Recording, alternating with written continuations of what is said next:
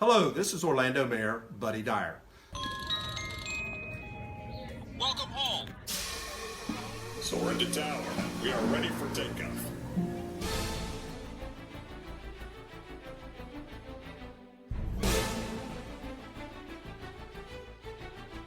Por favor, manténganse alejado de las puertas.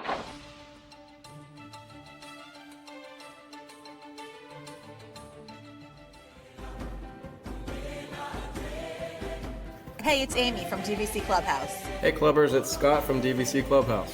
Hey, it's Kathleen from DVC Clubhouse. Welcome aboard. It's Phil from DVC Clubhouse.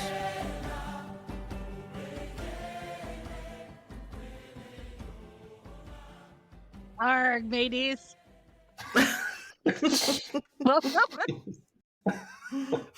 Welcome back to another episode of the Debrief Podcast, brought to you by DVC Clubhouse. This is Amy, and I'm joined by my pirate mates.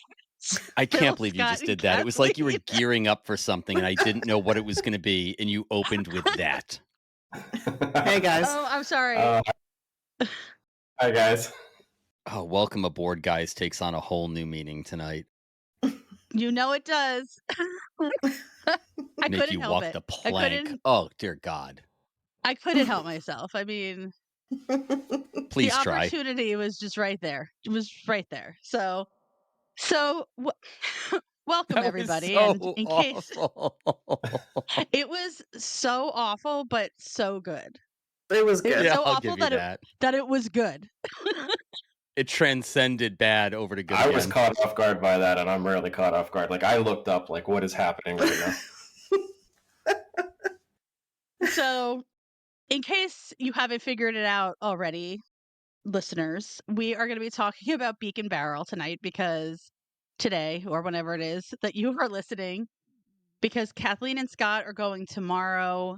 I am going on Thursday night with Emily from the DVC Clubhouse Facebook group. And then actually for Clubhouse weekend, I think we've got a reservation, 2 reservations that will accommodate, I think, 14 people. So there will be a large group of us, potentially, who will be going and checking it out. So we just thought we would kind of have a little conversation about just what we're looking forward to, our whatever thoughts we might have going into it, opinions.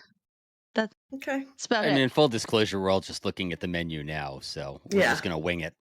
Right. Which is why that's why I started it the way that I did, because I feel like I'm like sitting here scrolling through my phone, looking at the menu and because in full disclosure, I think the majority of us really haven't watched much of the content about Beak and Barrel. I've seen a couple of like Instagram reels that are, like 15 seconds. So Yeah.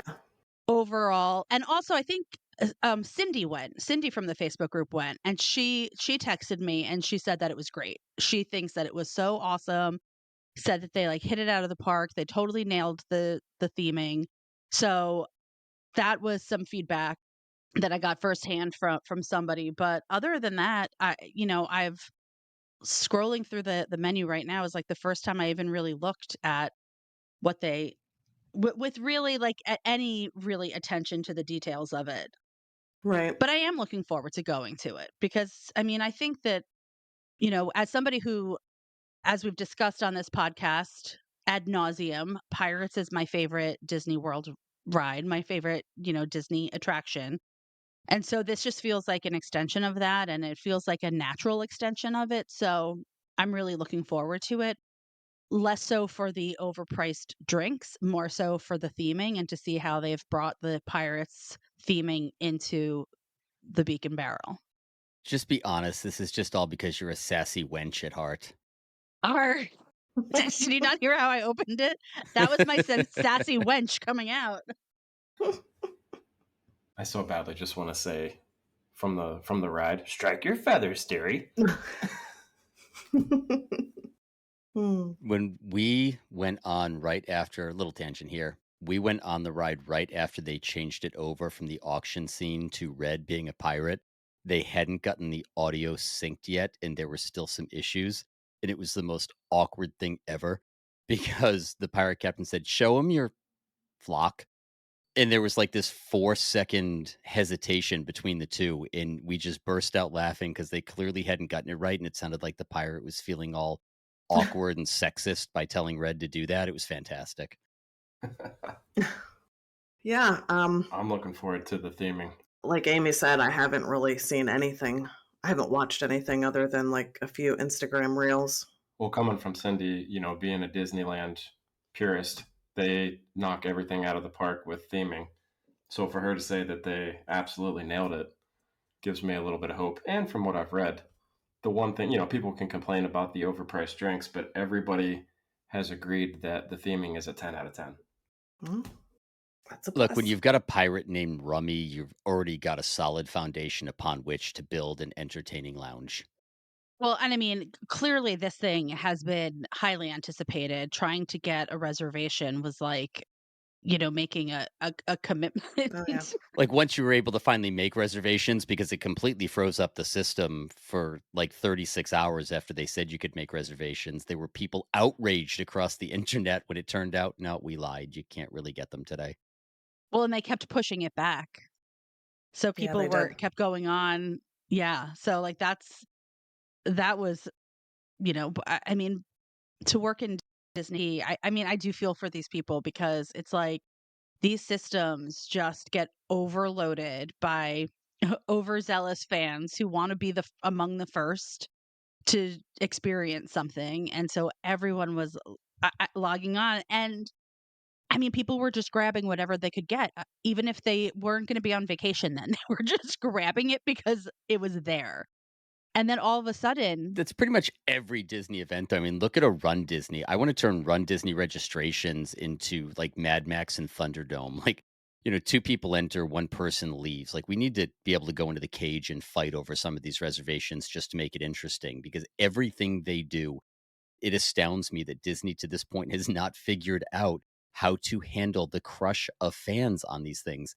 It is every single premiere, whether it was Galaxy's Edge, it was Geo 82, it was any of the original rides in the Fast Passes, it was Run Disney, it was Beak and Barrel. Every single one crashes their system for a minimum of 24 hours. It's inevitable.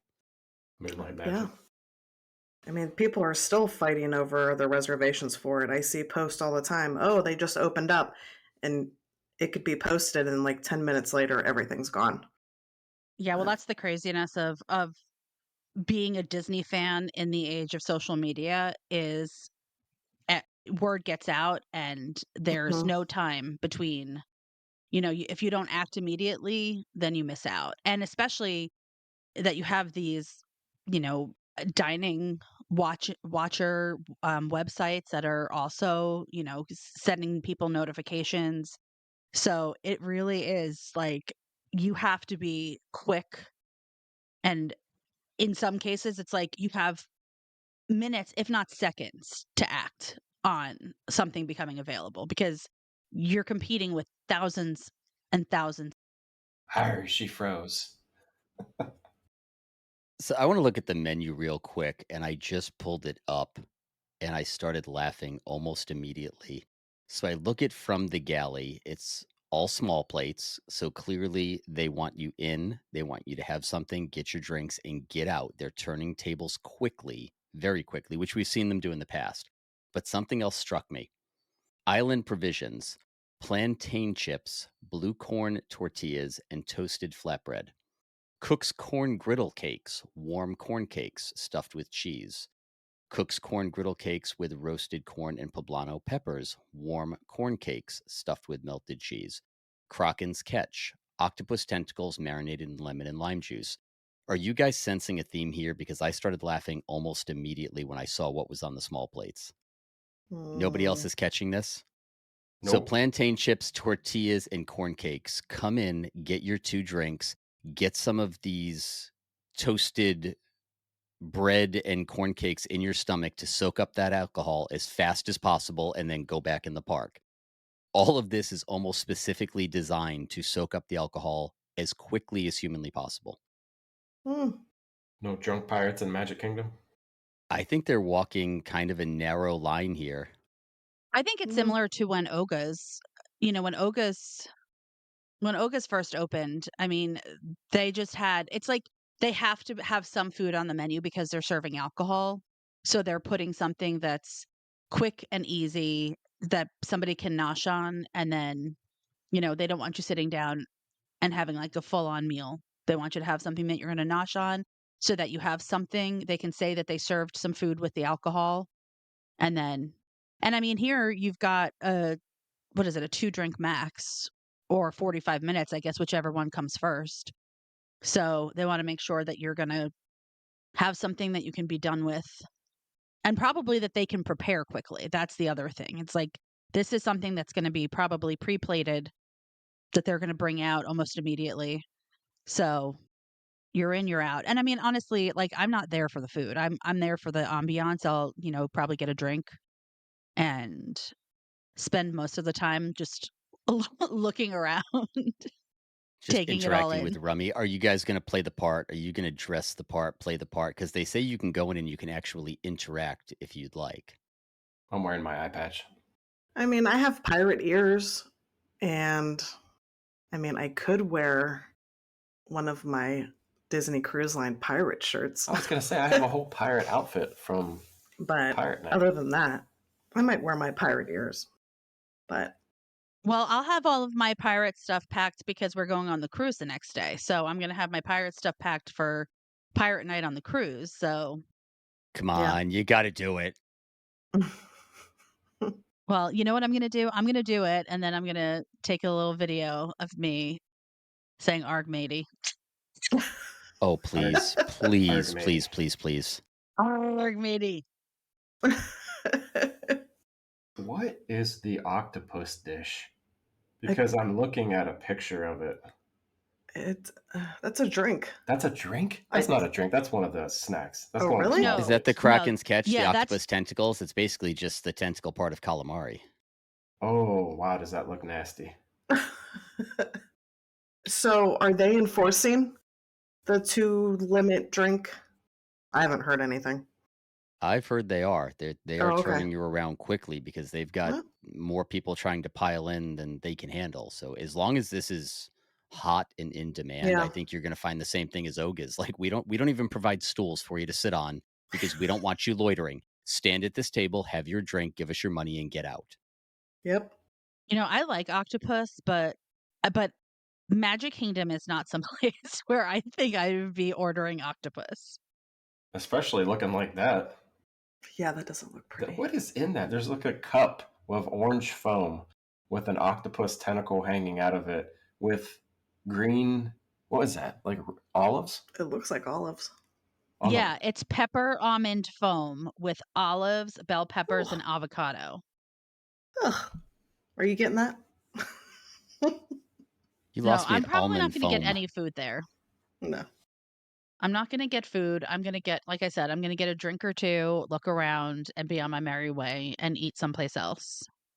And I just need to, this is off topic too, but last week when we were talking about during the fall episode, when we were talking about like the upcoming trips, and I said that I'd be staying at Saratoga Springs, a value studio at Jumbo came up. And so I switched from a preferred view at Saratoga Springs, which was 11 points, which I thought was a steal of a deal then, to a value studio that is 7 points. And Mhm. it makes me laugh because a 7 points for a room, a DVC room, is just crazy. So, yeah. So I'll be staying at it. Animal Kingdom Lodge, getting my food there, and getting my cocktails at Beak and Barrel. Perfect. So speaking of cocktails, I am not a drinker, obviously. What on the menu has your attention? What are you guys looking forward to? Let's see. I lost it. I mean, I'm curious to see what these things are going to taste like because the drinks at Oga's are like glorified juice, and I'm not into like very sweet drinks. But that Barrel's Ablaze, the bourbon, honey, lemon, and chili. I mean, if that's just straight up bourbon with some honey and lemon, that could be good. That's my first choice. That might be my only choice. Hibiscus rum punch. That sounds good. You're speaking M's language, and I was not shocked at all that bourbon was going to be Scott's first and possibly only choice. Yeah, the rum punch, I don't know. Is anybody Mm, going to go for the $46 Plunderer's Punch that comes with a souvenir pirate skull mug? I mean, it sounds good, but I won't get it. Yeah, I'm not gonna get that. I'm sure it's super sweet, and I'm sure that you can probably order it without the souvenir mug. Here's the thing, though, as I said before we started, apparently all of the first run souvenir pirate skull mugs say first edition on the bottom. I guarantee you, you can order 2 of those and sell the mugs on eBay for twice of what you spent on the drink. Oh, is that already on there? How much? Way ahead of you, buddy. Oh, let me see. $100, $130. Let me see Told it. you, you can double your money on the drink by reselling the mug. I knew it was going to happen as soon Hmm. as I saw a photo of that. And of course, they all say first edition, first edition. Wow, there's a lot. Yeah. And they will sell. It's like the Figment I think I popcorn might bucket. get I think I might get the beers because it's a beer that's especially brewed for Beak and Barrel, and it's only $11.50. Hmm. I didn't even get down to the beers. I'm looking at them now. What are you getting? I don't know yet. I will say that the Island Provisions, I'm looking at a picture of it. It actually does look pretty good. It's like a very slimmed down version of like a bread service, almost like a Tiffin's bread service. Well, you're going to need something to soak up those 2 bourbons. So this is why you guys need me with you. I just go in and order all the food and eat the food while y'all drink, and you can just pick off my plate. I think I would try that corn. Which one is it? The Cook's corn griddle cakes with the chicken. But that looked pretty good too. Actually, the picture of that looked good. I thought I thought you would go for the Lit Fuse. Which one? Lit Fuse. Um. It's got a little banana liqueur.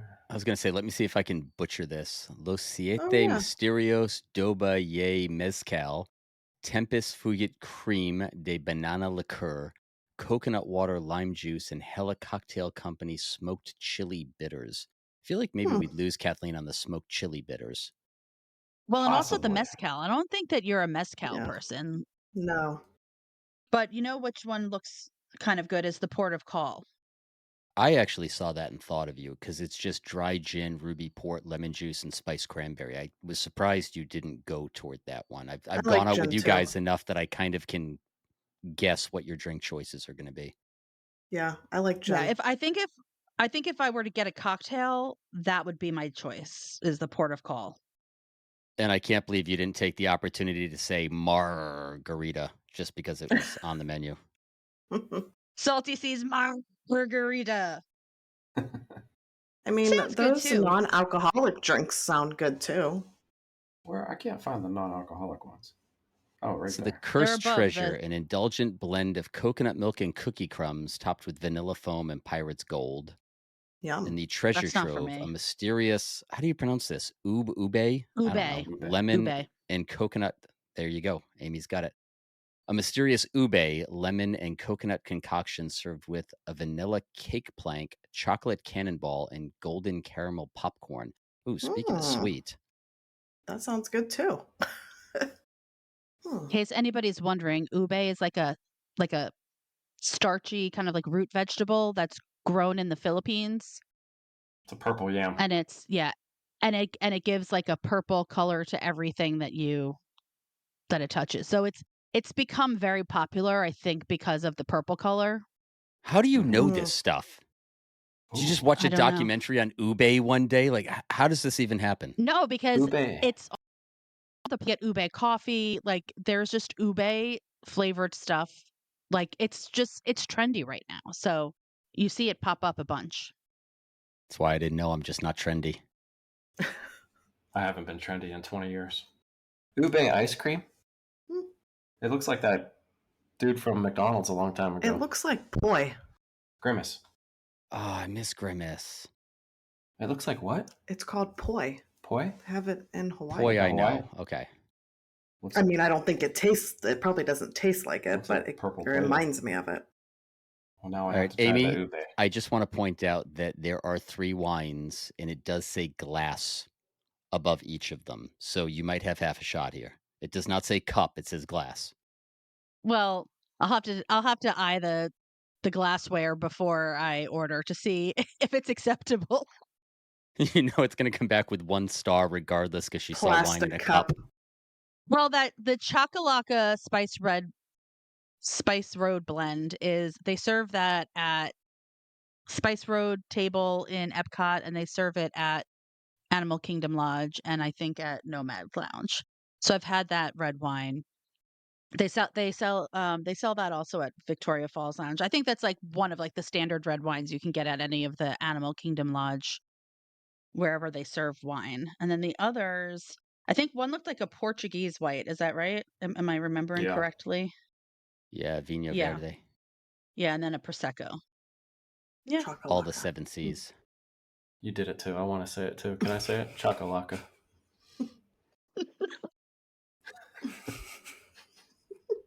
Well, we'll I'm have to gonna order- report back just what gonna our order that. experiences are. Just Yep. so you can Well, say we're it. going I'm still tomorrow. stuck on Scott. I'll just have the chakalaka. You got to say it right, though. I'd like a glass of the Chakalaka. So by the time we record again, you guys will be able to give us a report on Beak and Barrel. Are you guys planning on recording anything for the page? Yes, sir. Oh, we are? Nice. Oh, okay. I love Kathleen's face. Oh, okay, cool. I guess we're doing that. Well, Absolutely. let's do it. We should record it on the clubhouse day because we'll have probably a larger variety of things being sampled because there's going to be a lot of us. So if we Yeah, do that, people are then going to get different things. yeah. 13 chakalakas. And I'm sure somebody and a Kraken. Chakalaka and a Right, and Kraken. with all the sassy wenches, this is prime for an STD. Are there going to be other pirate dudes there, or just What? who's all going When? for Clubhouse Weekend? I don't know. You I said- mean, Amy, I you don't said we even have a know who big got the group? reservations. I'm not sure. Okay. Amy's got to have a spreadsheet or something. You've got 14 possible seats, I think. Might have to have some sort I Oh, of... we feel like have we're going to take we up have the whole one bar. reservation. We have one reservation for 12 and one reservation for 2 that are at about the same exact time. So the hope is we'll all get in and kind of take over the bar. Except for It should those be 2 poor fun. people who got held up an extra 20 minutes and have to go on their own. Yeah, hopefully. We'll be the 2, and then we're going to be like, we have 12 more coming. What day is this? So yeah, it's the Monday of Clubhouse after the Oh, castle Monday. picture. Okay. And I just want to clarify for any of our listeners who don't know what Phil is talking about when he says that we're primed for an STD. STD stands Don't for spoil it. No, Scott's just let them Tips think for what they want to Dining. think. I just feel like I needed to put a disclaimer out there. Spoiling all my fun as usual. No. We get in this group. Don't tell them lies, Amy. You haven't done one of those in a while. It has been a while. Thank you for clarifying that for everybody. What are you talking about? Scott hasn't had an STD in a while. Yeah. An STD. There's been a lot of safe practices around here lately. All I know is that Scott said we get around here, and Kathleen followed it up by saying we haven't done one of those in a while. So I'm just clarifying also that we're And I'm just sitting here wondering if I'm going to have to ferry horn. Dining. Oh, man. And this is how we're going to cross over 1,000 members in the group. Almost there. And this is conversation that we've had without $46 rum punch. Wait until after. What did I tell someone the other day? I've been thrown out of more bars stone cold sober than most people have drunk. Wait until they release the Kraken. At least you could probably walk out instead of having to be carried. Or be carried. Yeah, it depends on the crowd I'm with. All right, does that wrap up our preview of your upcoming Beak and Barrel reservations? Yeah. I think it does. I think we better shut her down before we have some more misunderstandings.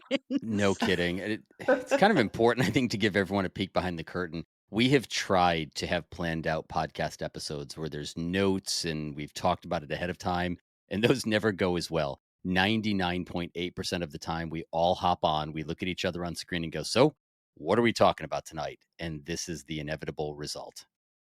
And then the Yep. episode starts with me saying, "Arg, matey." That's what happened. And Scott's releasing the Kraken on screen. Chakalaka and STDs. All right. And with that, we thank you as always for listening.